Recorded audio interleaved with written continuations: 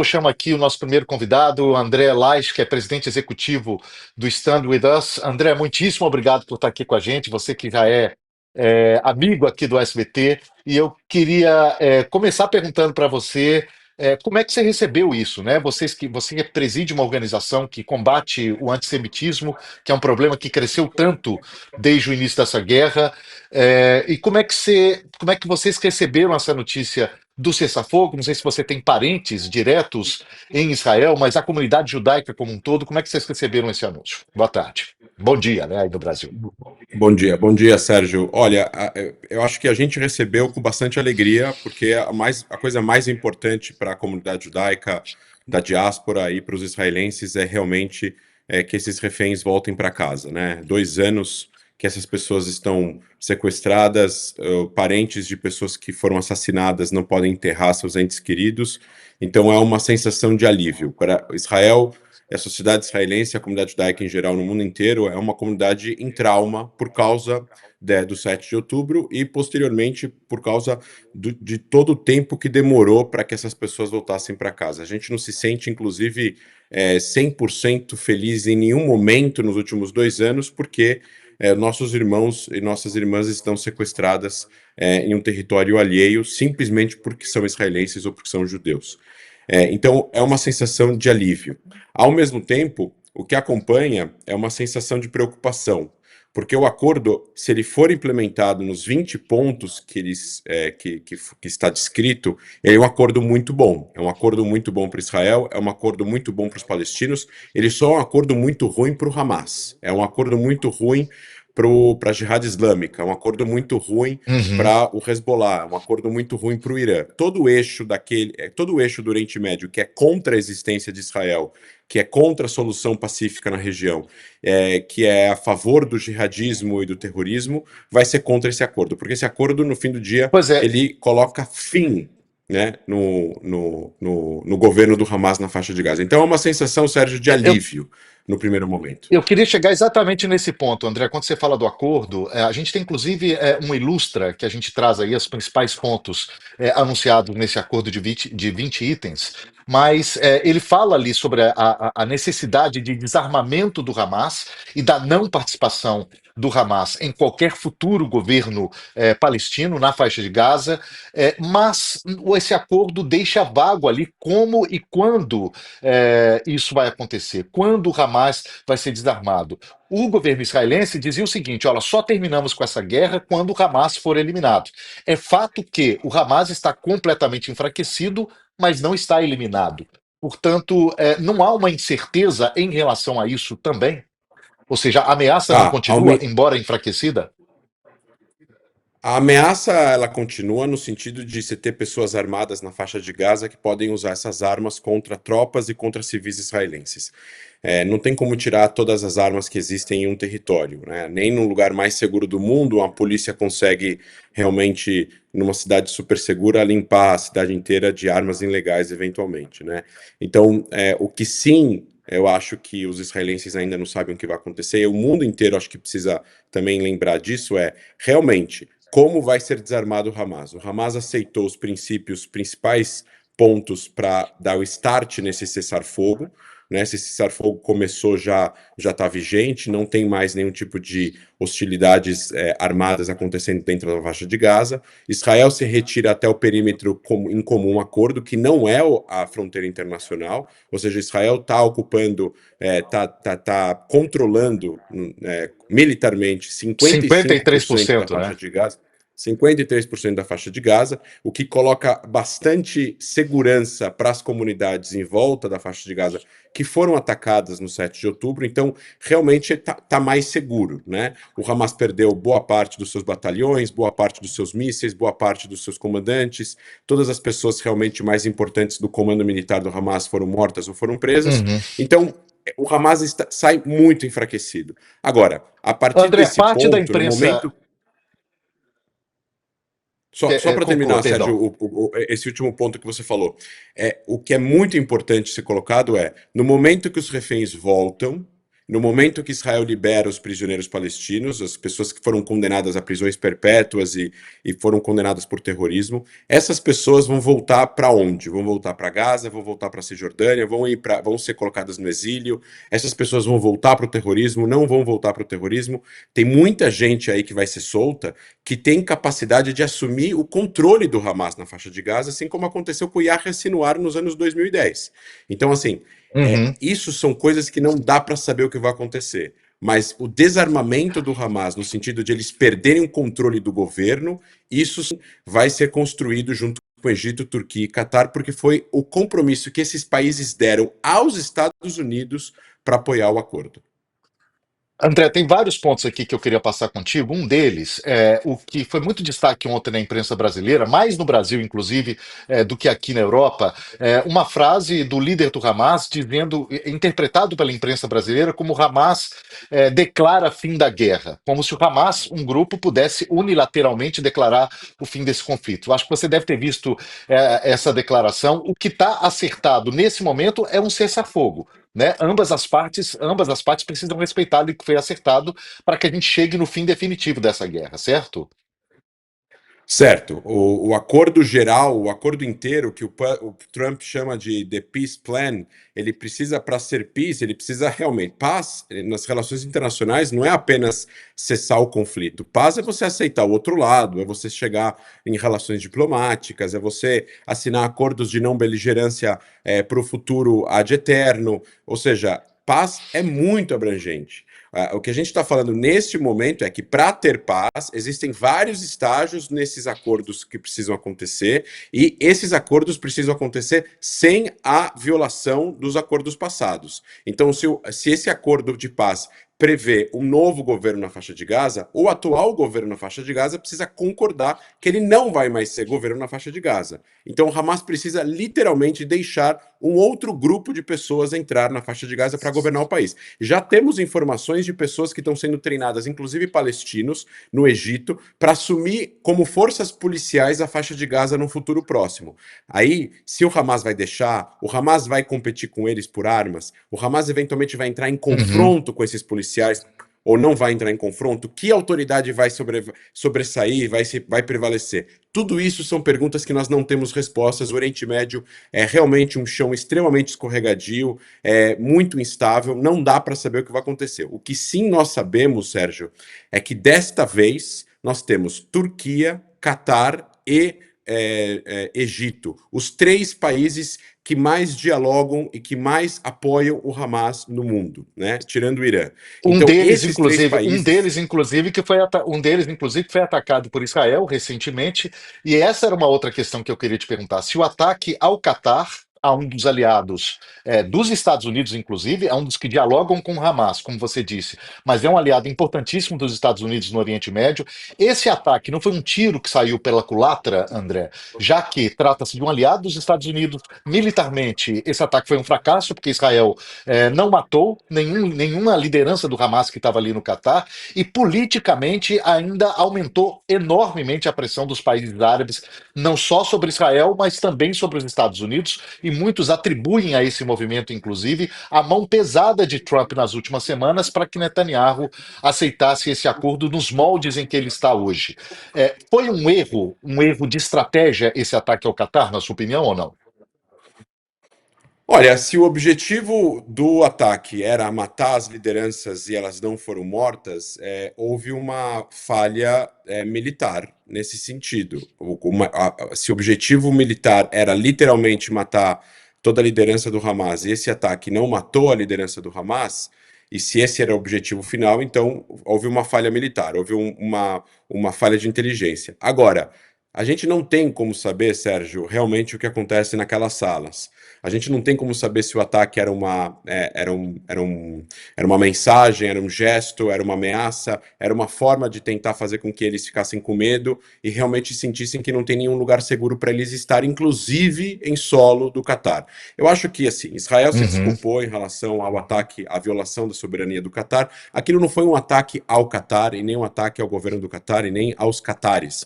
Aquilo foi um ataque a um grupo terrorista que está sediado no Catar. O Catar sabe que existe um preço a se pagar caso você detenha e dê casa É, e proteção para grupos terroristas. Os próprios Estados Unidos entendem isso, violaram o espaço aéreo do Paquistão para matar Osama Bin Laden, ou seja, países que dão segurança e local seguro para que grupos terroristas possam existir, seja liderança ou seja um grupo com base de treinamento, ele está sujeito a ataques de países que se veem ameaçados por mas esses então grupos. não Então, faz sentido um pedido de desculpas se vocês consideram esse ataque legítimo. Me parece contraditório um concordo, pedido de mas desculpas. aí é o custo. Mas aí é o custo-benefício no sentido de quem está pedindo desculpa e para quem você está pedindo desculpa. Eu acho que o Israel tem um interesse supremo de acabar com a guerra com uma vitória clara sobre o Hamas e uma mudança no tabuleiro político palestino e da região. Como isso já aconteceu no Líbano, na Síria, no Iraque e no Irã, ou seja, todo esse eixo foi destruído praticamente completamente por Israel nos últimos 2 anos. O Irã teve um ataque de 12 dias surpresa, a Síria caiu, Hezbollah foi destruído, Nasrallah morreu, todas as lideranças do Hamas morreram. Então, se é necessário para que o Qatar volte às mesas de negociação como mediador e como um grande influenciador sobre o Hamas, afinal eles estão em Doha ainda. Os seguranças do exército do Qatar é quem faz a segurança dos terroristas, lideranças do Hamas que estão em Doha. Então, se é necessário fazer um gesto de pedido de desculpa, e o que eu entendo desse pedido de desculpa foi que Israel demonstrou arrependimento pela morte do oficial do Qatar que morreu no ataque. Então, não parece que eles se desculparam por todo o ataque, sim. Não necessariamente por ter atacado, né? Exatamente, eles se desculparam, obviamente, e demonstraram arrependimento e ajuda financeira para a família do oficial de segurança do Catar que estava no local onde estava ocorrendo essa reunião do Hamas. E aí é uma pergunta que as pessoas também precisam se fazer. Elas podem criticar Israel por terem atacado um país soberano, mas elas podem também criticar o Catar por que vocês dão casa e segurança e local de estada para um grupo terrorista que é conhecido como grupo terrorista por mais de 50 países no mundo. Ou seja, também tem André, aqui um custo-benefício que o próprio governo do Catar faz em relação a isso. a gente está discutindo aqui sobre a questão política no Oriente Médio. Eu queria trazer aqui uma questão de política interna de Israel, que também é um elemento importantíssimo para essa discussão. A gente tem aqui a declaração, um pequeno trecho de uma entrevista do professor Jonathan Ringholt, que é chefe do Departamento de Ciência Política da Universidade, que você deve conhecer, a Bar Ilan, que é uma das principais universidades de Israel. Vamos ver o que ele disse. President Trump did put pressure on Prime Minister Netanyahu because he lined up everyone in favor of his deal. Netanyahu had nowhere else to go. He is not popular in the Democratic Party in America.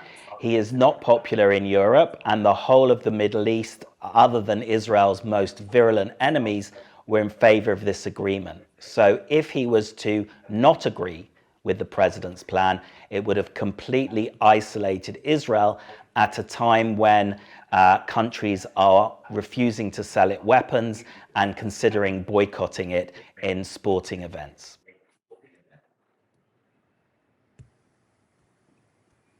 Pois é, a gente vê aí a declaração do professor falando do fato do isolamento diplomático de Israel nesse momento, que é um fato, e a gente tem no governo israelense algumas figuras de posições extremistas, tem dois ministros, inclusive, que são banidos aqui no Reino Unido e em vários países do mundo, Canadá, Austrália, Nova Zelândia, recentemente a Eslovênia se tornou o primeiro país da União Europeia, foram seguidos ali por Bélgica, Holanda e outros países europeus. Há um movimento, inclusive, para que a União Europeia tome uma posição em conjunto contra os ministros Itamar Ben-Gvir, que é do Partido Judaico, o ministro da Segurança Nacional, e o ministro das Finanças, Bezalel Smotrich, que é do sionismo religioso. Esses dois ministros que têm uma posição muito radical, muitas vezes contra o que dizem as leis internacionais hoje, e aí eu cito a expansão dos assentamentos que são considerados ilegais na Cisjordânia,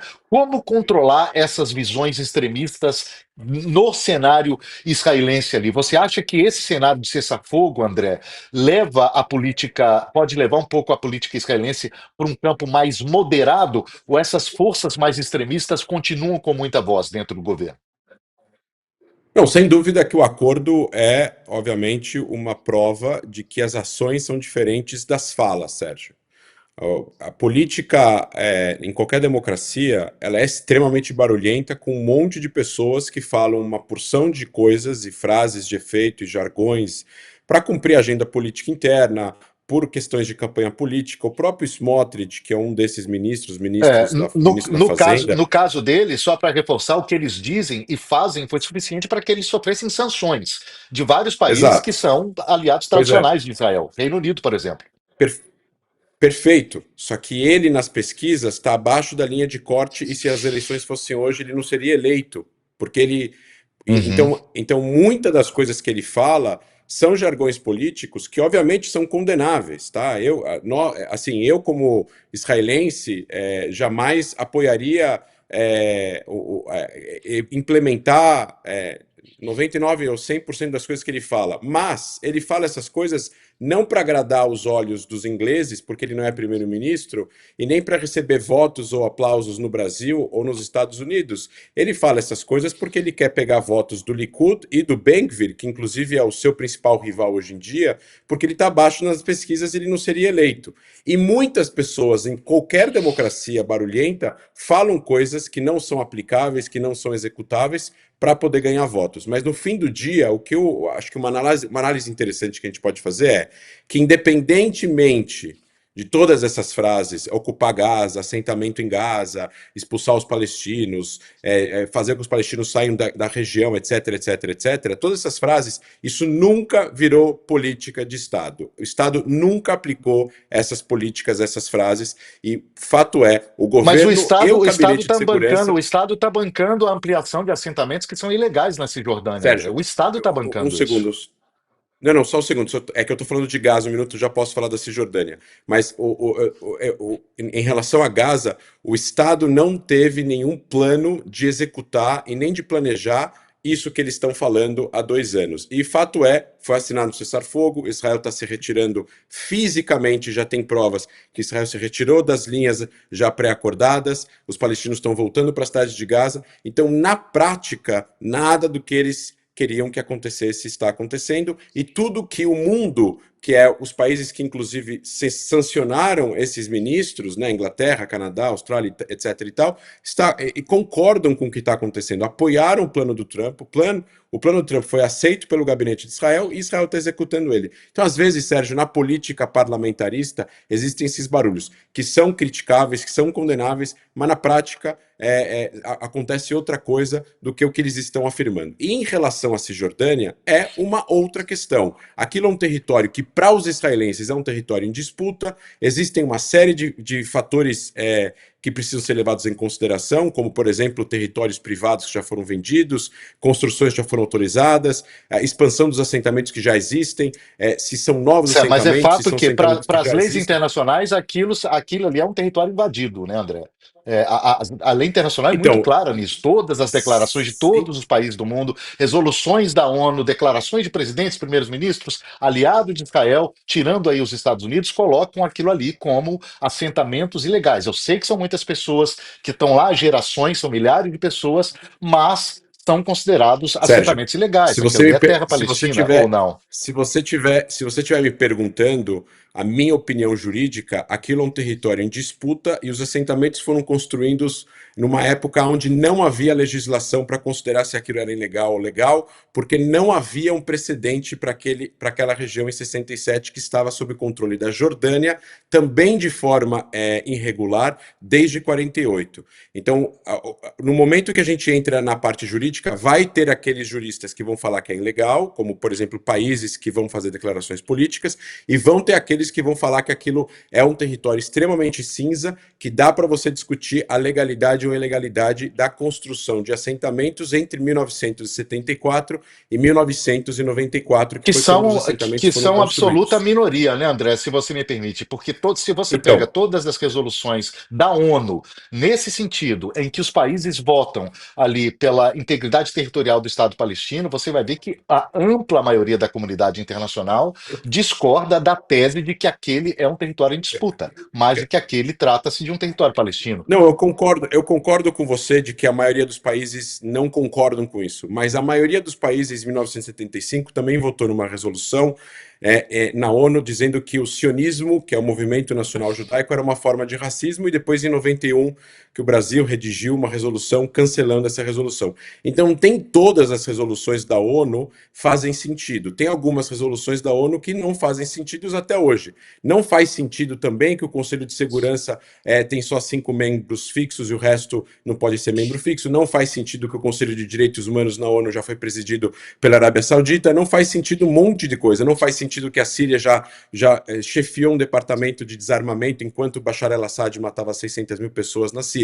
Então tem muitas coisas nas Nações Unidas que fazem sentido e muitas coisas que não fazem E sentido. outras não fazem, obviamente. Obviamente. Sérgio, o conflito ele vai ser resolvido na mesa de negociações com base em trocas de territórios. E os assentamentos são, sem dúvida, eu estudo, o meu doutorado é sobre o processo de paz e como radicais influenciam a respeito do impedimento ao processo de paz. Um dos 4 pilares do processo de paz é os assentamentos. Eles precisam ser resolvidos em negociações de trocas de territórios.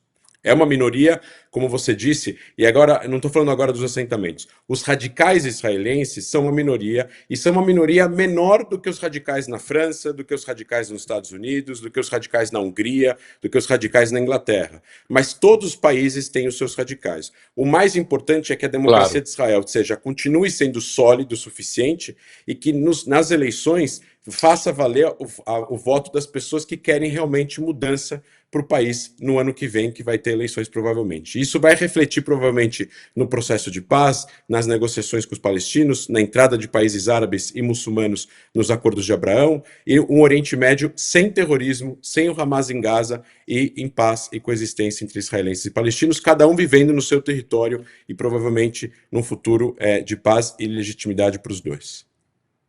A diferença, se você me permite, em relação aos radicais israelenses, que você compara aí com o radicalismo na França e em outros países, é que eles têm tido uma liberdade para agir na Cisjordânia que talvez os radicais da França não tenham, os radicais aqui do Reino Unido não tenham, né? Todas as informações que a gente tem chegando da Cisjordânia, inclusive as manifestações de autoridades britânicas, francesas e europeias sobre esses mesmos radicais, dão uma amostra de que eles agem ali com uma liberdade que não existe em outros países para pessoas que cometem esse tipo de crime. Mas vamos partir para uma outra questão que também Sérgio, é importantíssima. Oi, diga. Me deixa só pontuar Claro, uma claro. coisa que acho que é importante para os nossos ouvintes. Existem em torno de 450 mil israelenses vivendo na Cisjordânia. O movimento do sionismo religioso, isso eu estou dando agora dados, tá? É mais ou menos 1.300.000 pessoas.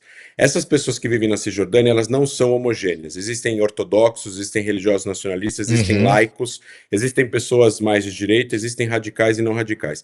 Eu, particularmente, já visitei cidades palestinas e assentamentos diversas vezes nos últimos 25 anos. E existem grupos israelenses de colonos que a sua função é proteger a vida de palestinos que estão sendo atacados por outros colonos. Então, quando a gente fala colonos radicais, parece que são os 450 mil. Existe um grupo de 200, Não, 300, absolutamente, 500 pessoas, absolutamente. são 200, 300, 500 pessoas que são criminosos, que causam distúrbios, que atacam palestinos, que são violentos e que são impedidos e que têm que ser presos, têm que ser controlados pela polícia israelense. Mas eu queria dizer aqui que existe uma ONG Essa de é a questão. A colonos. gente teve o assassinato de um Então, palestino há pouco existe, tempo. Você deve ter acompanhado existe isso, envolvido no filme Sim, que eu ganhou o acompanhei, Oscar. mas eu acho Esse importante assassino colocar para os foi ouvintes. libertado no dia seguinte. E daí se coloca a questão: como assim o Mas Estado ele está está tomando conta sofrendo, dessas pessoas? mas ele tá, Ele foi ele tá libertado no sofrendo dia um seguinte. processo. Tem cena dele Não, mas matando ele uma está pessoa. sofrendo. Mas, Sérgio, ele está sendo. A gente está pegando um caso específico. Eu acho que ele tem que estar preso. E eu verifiquei, ele está solto por causa de falta de provas cabais, e ele está respondendo ainda em liberdade, como no Brasil, muitas pessoas que são assassinas respondem em liberdade, mas o processo está rolando, ele não foi absolvido. Ele está em processo de acusação Uhum. de assassinato, só que ele está respondendo em liberdade por um habeas corpus que ele recebeu por algum motivo jurídico, como recebe-se aqui. Eu acho muito esquisito que a Claro. mídia brasileira se atenha a um tema, a uma pessoa, a um assassinato, e não ao big picture que a gente Não é precisa um estar tema, enxergando. André. Não é um tema. É Eu um tema queria, que tem Sérgio, imagens. se Você você está me falando da permite, falta eu de queria provas cabais. citar Há a ONG. imagens do momento em que ele é Eu assassinado. queria. Eu Há sei, Sérgio, eu não imagens. estou protegendo. Eu acho praticamente que ele teria que ter sido preso, mas a gente está falando de um caso. Eu queria falar sobre uma ONG israelense chamada Caminhos de Abraão, que é feita por colonos israelenses e que a função deles é proteger a vida de palestinos que são atacados por outros colonos radicais israelenses. E essa ONG é muito mais numerosa do que os colonos que atacam palestinos. Eu acho que é curioso que a gente sempre na imprensa brasileira fala a respeito dos colonos radicais, mas não fala dos colonos que não são radicais. E eles são em Não é muito só na maior imprensa número do brasileira, eu que te garanto daqueles. isso, André. Não é só na imprensa brasileira. É na imprensa inglesa, é na imprensa francesa, Sim, mas eu estou falando nas com a imprensa discussões que tem na brasileira, eu não estou ONU, falando com a porque imprensa. não é um Eu não problema estou falando com a. isolado. Não é um caso Sérgio, apenas. com, São com, muitos com casos. todo o respeito, Sérgio, eu não estou falando com a empresa inglesa, eu estou falando com a empresa brasileira. Então eu estou me Certo, mas referindo só à para imprensa deixar claro brasileira. As que não é uma perguntas. questão, não é uma questão apenas Eu da não, imprensa brasileira. Mas eu tenho certeza absoluta que não é só na imprensa brasileira, é na imprensa inglesa, americana, francesa, mas agora a minha crítica é à imprensa brasileira. A minha crítica é as perguntas que uhum. vocês, como imprensa brasileira, fazem e as pesquisas que vocês fazem sobre o que acontece na Cisjordânia, e eu sugiro vocês fazerem pesquisas ainda mais aprofundadas para entenderem a heterogeneidade que existe na Cisjordânia e em Israel em André, geral, e não trazer as minhas apenas. perguntas sobre a Cisjordânia e a Gaza, elas são feitas com base nas minhas experiências, eu também já tive na região várias vezes, e são feitas com base em denúncias formais, feitas em organismos internacionais, E como a de novo, ONU, é que que você mostram está que me o fazendo problema uma aumentou. pergunta. Aumentou o número de mortes na Cisjordânia, Eu aumentou o concordo número com de você, agressões a Sérgio, palestinos na mas você está Cisjordânia, conversando comigo mas como não é uma você tá questão conversando isolada, comigo né? como. Eu concordo que não é uma questão isolada, você está conversando comigo como se eu fosse um colono israelense. Mas eu não sou um colono Não, israelense. absolutamente, absolutamente. Mas Mas você é é um cara que exatamente. entende, é por isso que a gente está Você tá me explorando, é fazendo por isso que a gente está perguntas. explorando o seu Você, conhecimento. você está me fazendo perguntas, Sérgio, como se eu protegesse o movimento dos colonos. Mas eu não Não, protejo o movimento dos absolutamente, colonos. André. Absolutamente. Você está me Você é uma fazendo pessoa que perguntas responde, como tem se eu interesse em protegesse. colocar Você a está me questão de. fazendo perguntas como se Absolutamente. eu protegesse. Você está me fazendo perguntas como Não, se eu protegesse esse absolutamente. assassino desse palestino. Mas eu não Não, protejo de esse forma assassino. Eu acho alguma. que ele tem que estar preso De forma mesmo. alguma. Eu só estou trazendo um O pouco de meu contexto. questionamento é se o Estado Eu só estou faz ou trazendo. não, também é um pouco de contexto, né? Se o Então, Estado faz ou o, não o suficiente o, para proteger aquelas pessoas então, que se você vivem me, ali. Essa é a questão. você tá me perguntando se o Estado faz, e eu te garanto que 90% das vezes o Estado faz. Mas o Estado, assim como em qualquer outro Estado, o Estado é falho. E eu acho que Israel deveria fazer reformas para o Estado ser menos falho. Assim como eu acho que o Estado brasileiro tem que ser menos falho, o Estado americano tem que ser menos falho, o Estado turco tem que ser menos falho. Mas o Estado, ele é o Estado, ele é falho. E ele deveria fazer mais para pegar essas pessoas, colocar elas atrás das grades e não deixar que crimes aconteçam em território aonde estão israelenses e palestinos vivendo lado a lado nessa situação tão tensa há mais de 50 anos. O Estado sim deveria fazer mais coisas, mas eu acho interessante trazer para o público do SBT que existem outras pessoas fazendo também mais Claro. ações para diminuir o ódio entre essas pessoas e melhorar a relação entre israelenses e palestinos. Eu acho que essas pessoas também merecem a atenção do SBT News e não apenas o assassino desse palestino que deveria estar atrás das grades. Claro, claro que merecem, concordo contigo em gênero, número e grau, inclusive já trouxemos aqui. Eu mesmo viajei com uma turma de israelenses judeus e muçulmanos que juntos foram até a fronteira ali de Rafa, perto do Egito, ali tentar entregar ajuda humanitária para os palestinos em Gaza. Assim, é um movimento ali que prega a união, você deve conhecer, há vários, Muito inclusive. importante, claro, Exato, que há conheço vários, sim. inclusive, e Muito a importante. gente traz a gente traz essas informações aqui, trazemos sim.